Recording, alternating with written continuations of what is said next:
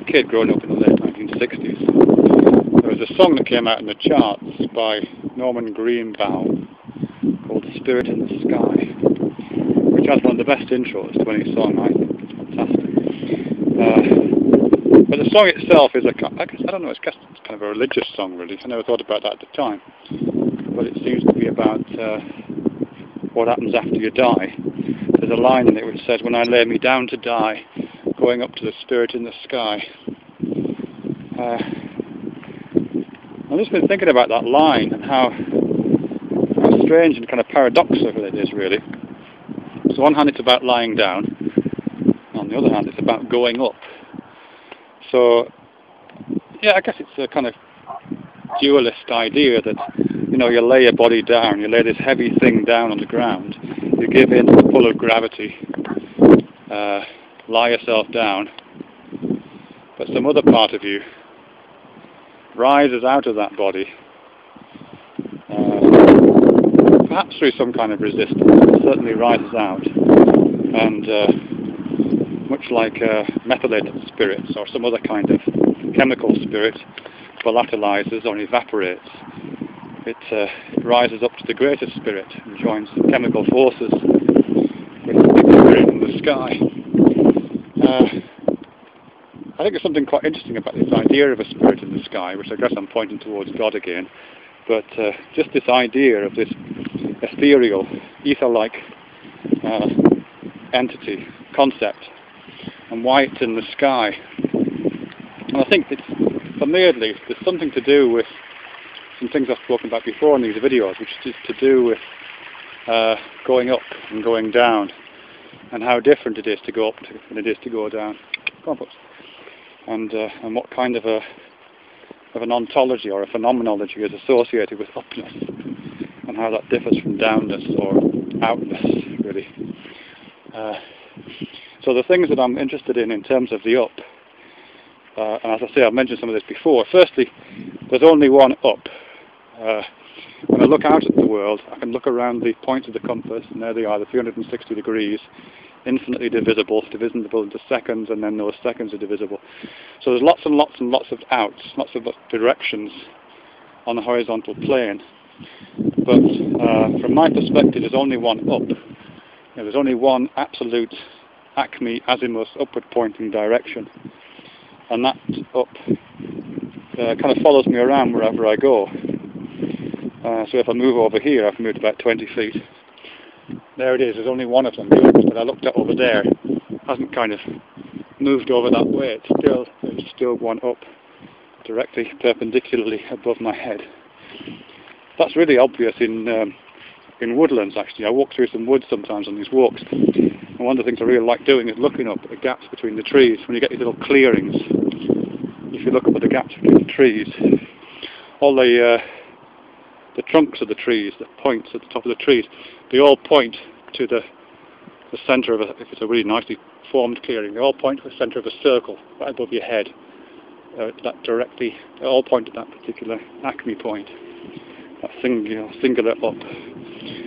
So that's the first thing about up, is that our being in the world tells us that there's only one of them. The second thing related to that is that up is really big. Now that sounds daft, but to me at least that's how I experience it.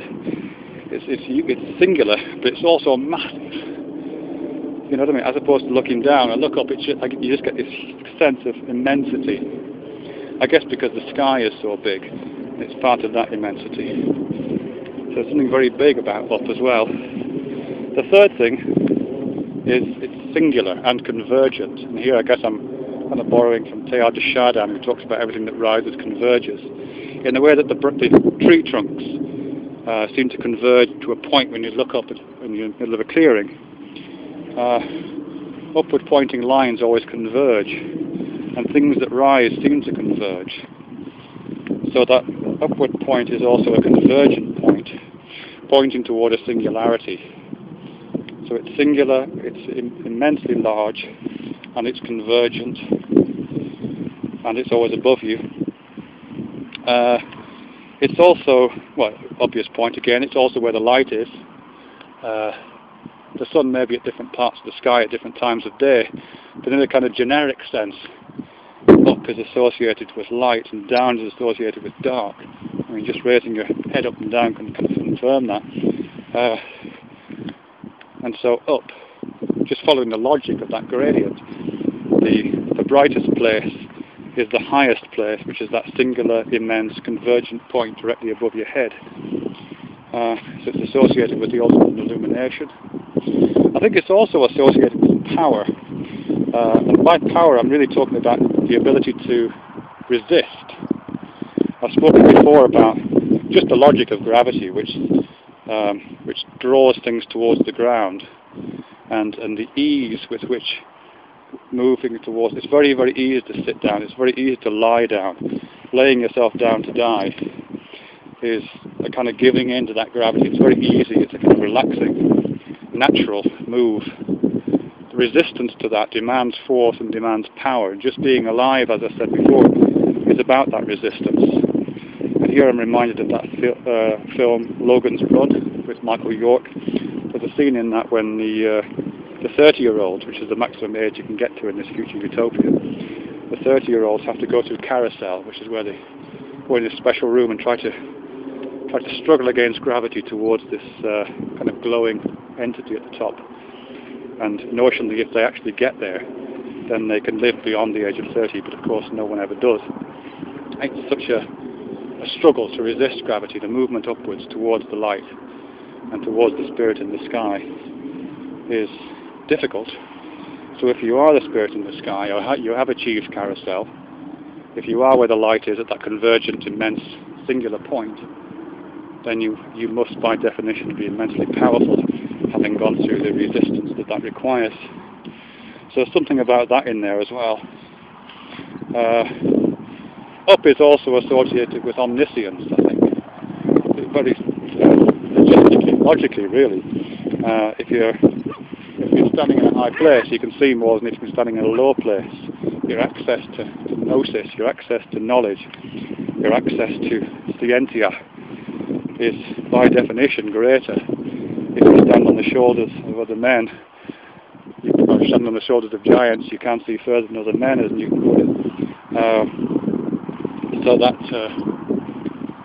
access to knowledge is also associated with height, and logically, the higher you are, the more access to knowledge you will have. So the ultimate high point corresponds to the ultimate brightness, the ultimate knowledge. It's a convergent, immense, powerful position. It's also spiritual in the sense that, as I said before, the point about resistance aside, there's a sense in which one can only rise to that point by doing what G.K. Chesterton talks about. He says angels can fly because they take themselves lightly. There's something about shedding weight and acquiring the kind of condition of ether, the condition of a volatile spirit that is capable of rising against gravity, perhaps not struggling, I don't know. So there's something else there which complexifies that picture of the struggle. Okay, so I guess all I'm saying there is the spirit in the sky that Norman Greenbaum talks about, which I think was covered actually later in the back end of the century by Doctor and the Medics, something like that. That spirit in the sky figures within the phenomenology of our experience, the ontology of just knowing what it is to be in the world, in which height is singular, it's convergent, corresponds with resistance, but also with ethereality. It corresponds with omniscience, seeing further. It corresponds with brightness and illumination.